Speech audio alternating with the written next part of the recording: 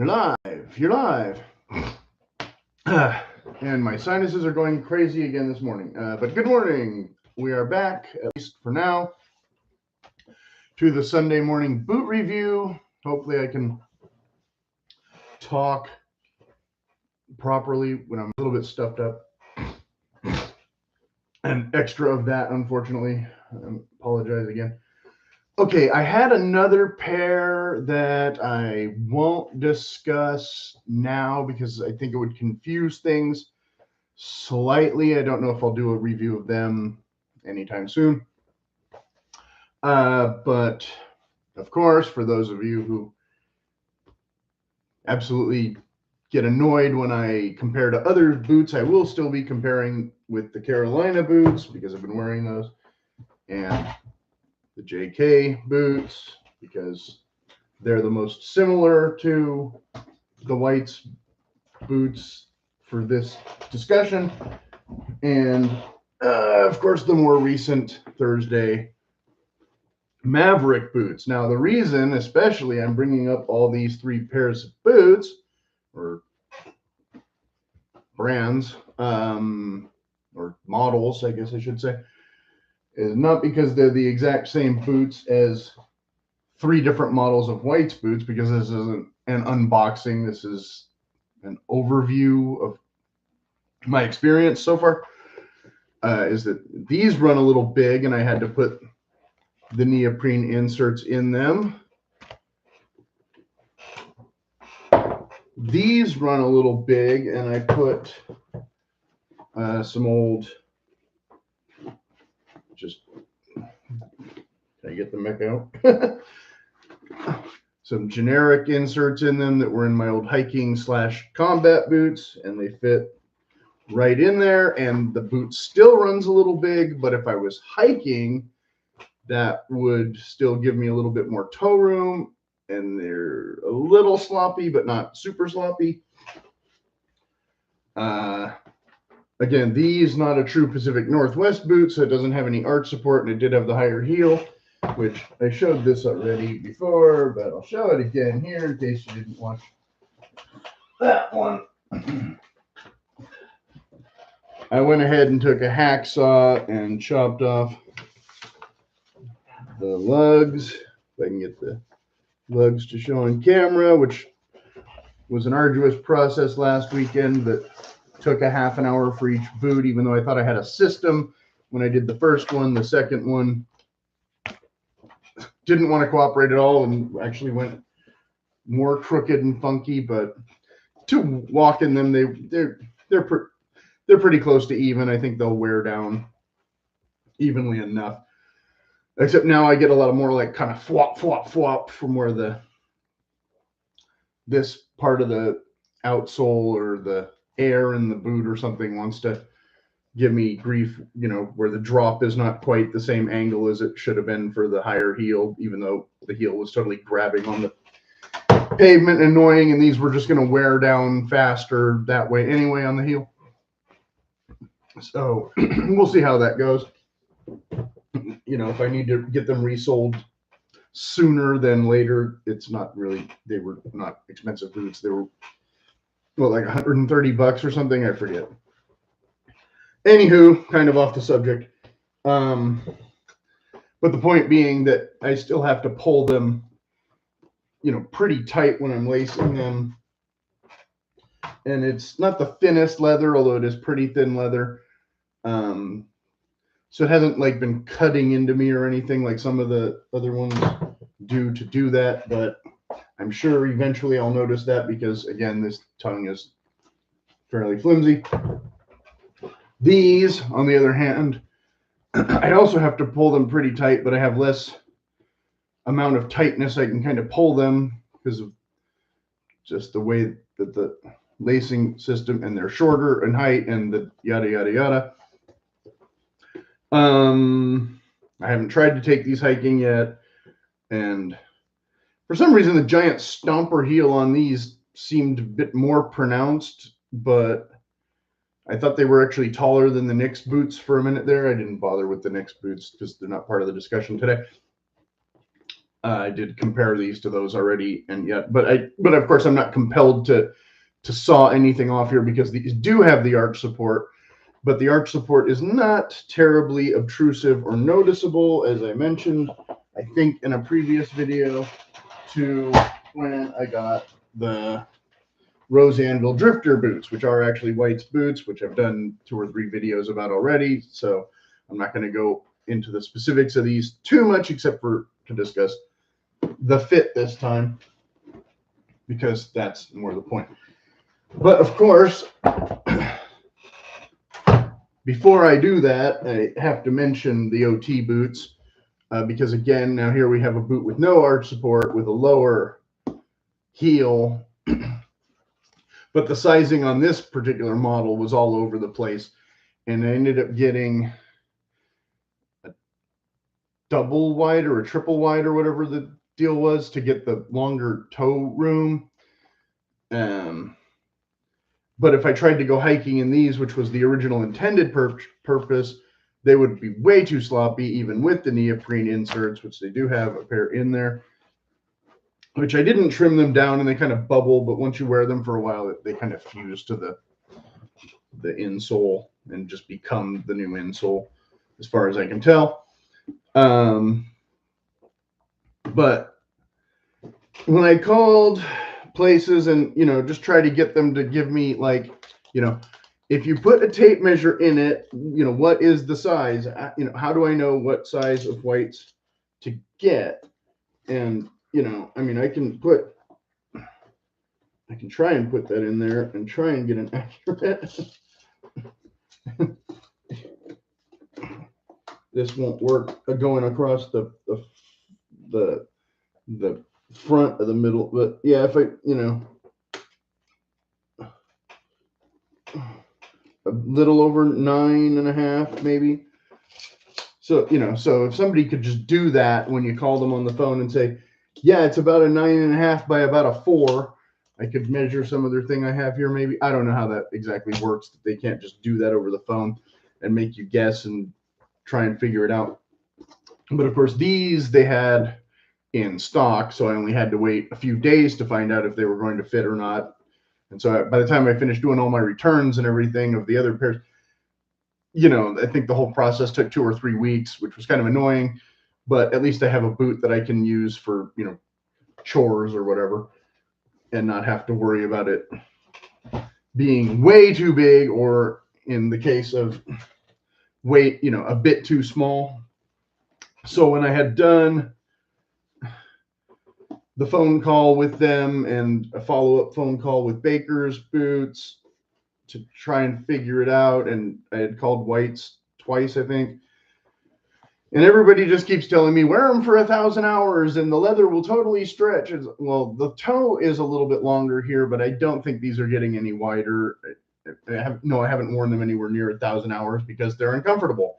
So the less I want to wear them, the less I do wear them, which means if this leather was ever going to stretch, maybe it will soon. I don't know, but I didn't buy them just to wear them every day and beat them up either. I bought them just to, kind of look nice. So typical of boots that you buy to look nice, maybe they're going to be less comfortable because they're not going to, look beat up because you're not going to wear them that much. Same with cowboy boots, right? Western style riding boots.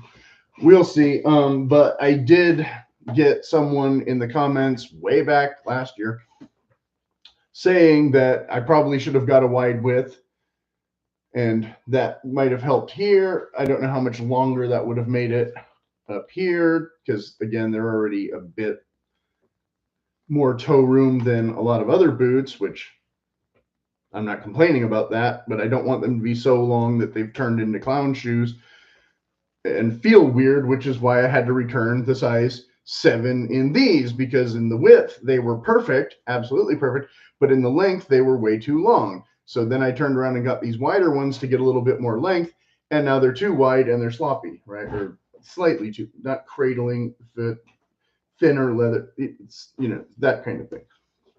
So what happened? So like I said, I have these, I can wear these, but they're not comfortable, and the arch does not feel like it's in the correct place.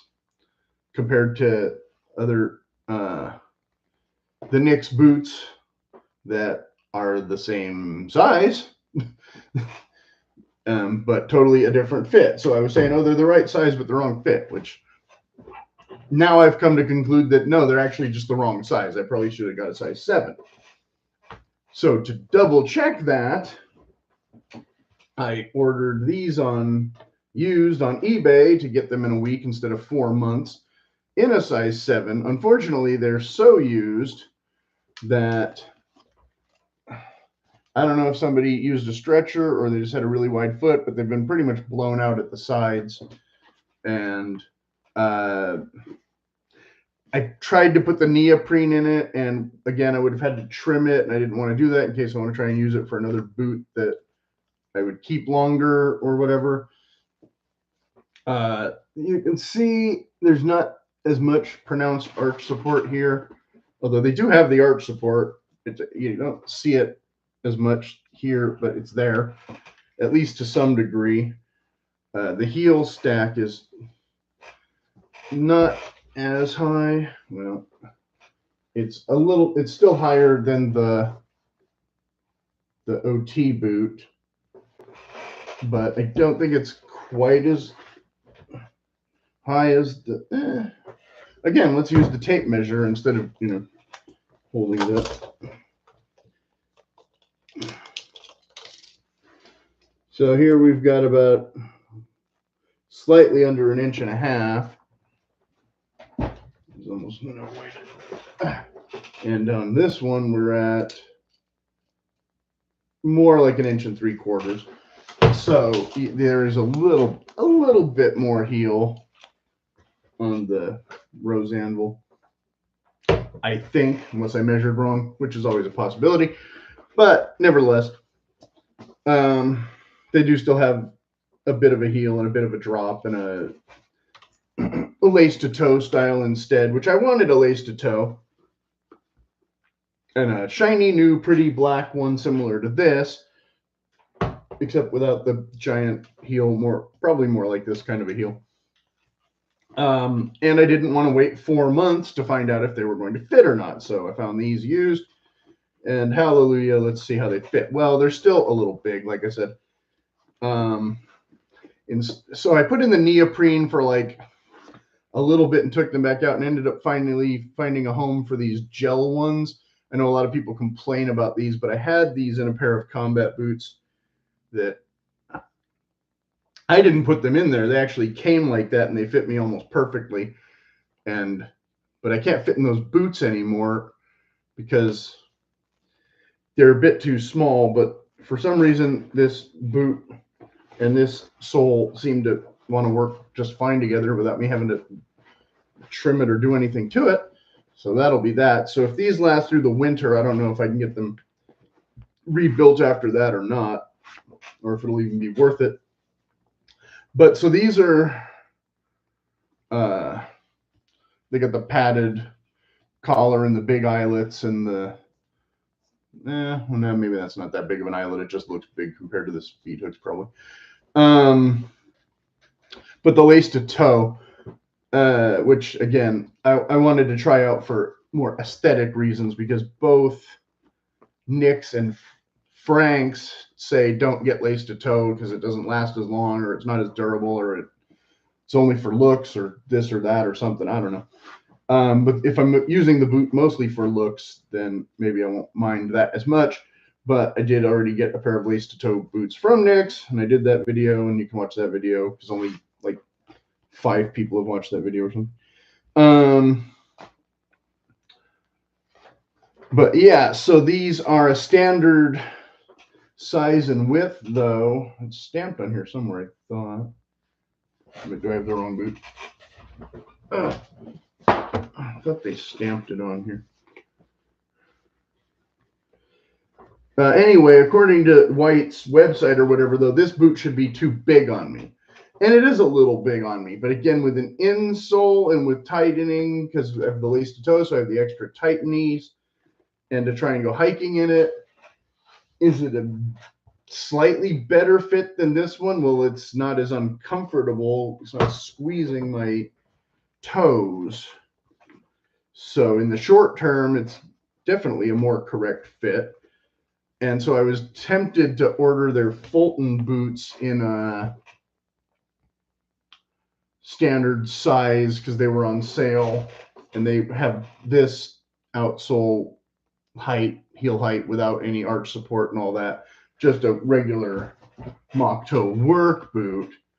And I ended up not ordering them. I ended up getting the Silverado ones and some other ones instead. The Silverado ones being more of a straight combat boot like this instead of the mock toe, but I already have a bunch of mock toe boots. So eventually I'll probably get one of the Thorough Goods converted from the wedge sole to the honey sole and just do that instead. So whatever, I'll figure it out next year or the year after when I finally get a chance to wear half of these boots.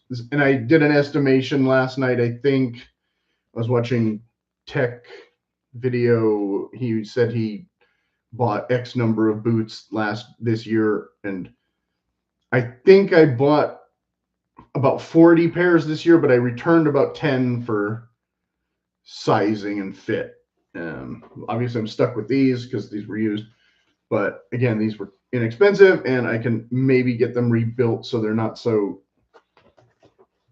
destroyed looking. I don't know if the cobbler can make the top leather look more black again, or if it'll always be this faded. I'm not going to waste my time with treatments and shoe creams and things. I'm just going to wear them as winter boots and then send them off when it suits me to, you know, see if they can refurbish this or tell me if it needs any special care or anything, or if we, you know, can do something about where it's all mashed like that. I don't know if they packed this in their luggage or if that just happened normally and I should just suck it up, but they are not exact, like I said, the exact correct fit, but they're pretty close.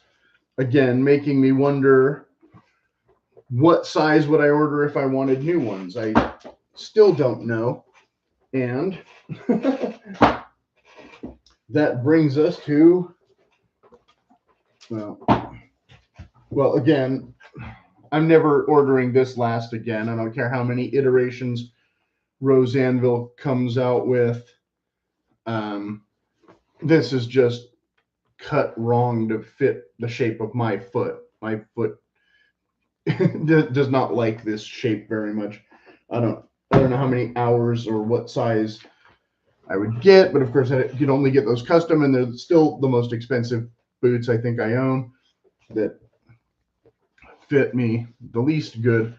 But part of the reason I was in a rush, and so I'm not doing a proper unboxing of these, but this is where I get confused again to try and be giving advice. Oh, but these were listed as a Hathorn boot, which I guess is a subsidiary, so I don't know if that is accurate or has anything to do with the fit being different or the leather being different or anything.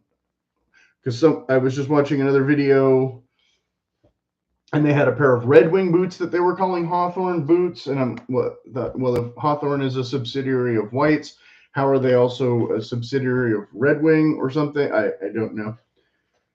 Somebody in the comments will, if anybody actually watched a full 20 minutes of this, we'll talk about that. I don't know. But these I got, and these are a slightly different model, but they do have the same outsole as the Rosanville. And so they're basically the same last idea, I think, but this is a 7, whereas this is a 6.5, and this has less out front in the toe, but wider here, and the arch is more or less in the right place. I wore these for 2 hours the first day and almost about 3 hours the second day. And the biggest problem I was having was the mini lugs or this midsole or something in here was really making the ball of my foot and my toes kind of unhappy from the hard shock. But other than that, and if I wanted to go hiking and I was doing a lot of downhill, I don't think I would have enough toe room here. but it's not a super, it's not that much more heavy duty of a leather than the other ones. So I don't know if these are supposed to be heavy duty or if these were some fashion version that they put out. There was no kilties. There was this super thin suede tongue. It's not gusseted all the way. It's barely gusseted at all, which is not what you typically expect from a white's work boot. There's different names, but I don't know what the proper name for these is. But it's not quite a packer boot. The height is almost low enough to be a chukka boot. There's only 2 speed hooks, excuse me, et cetera, et cetera. But it does still have, when I was looking for boots, I had done the Caswell review already. You can watch that video. I was trying to get a Caswell in a green, not necessarily a suede or a rough out or whatever. And I ended up getting those Oxblood or Chrome X8, color 8 ones instead. When I happened upon these, and they're also laced to toe, but they're not as dressy because, of course, the double stitched down giant outsole kind of defeats that purpose. So they're kind of a confused boot because they're not quite a Western boot, even though they have a Western heel.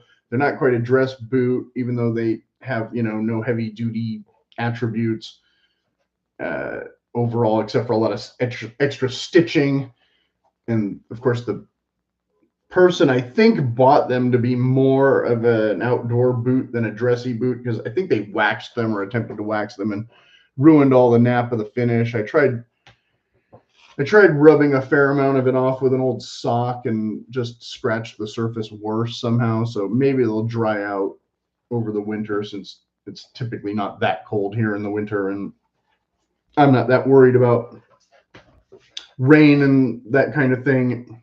I mean, I always have my mom or somebody always saying, oh, you can't wear suede. And it's like, okay, yeah, but I live in California. If it's raining, I'll just wear a different pair of shoes. It's not like I only have one pair of shoes. If I only had one pair of shoes, I would not want them to be suede most of the time, except for like half a decade or more. I had only like one pair of sueded Converse sneakers and they survived. So I don't know. they lasted way longer than I ever thought they would before I got that pair of Vans that I haven't even worn yet that are still in the box. So also the sueded kind. Anyway, so I guess I'll show off both boots, even though this is not an unboxing, and because I can't do a proper unboxing when I don't know the name of the actual boot. This one's worse than the other one though, with the whatever that treatment or gunk they tried to do with it. Yeah, kind of really, I don't know if they were selling it because they hated the fit, because they hadn't worn them very much, or at least doesn't seem like it, because the stitching it's recessed, but it's also not destroyed. And there's a thorn in here. Wonderful.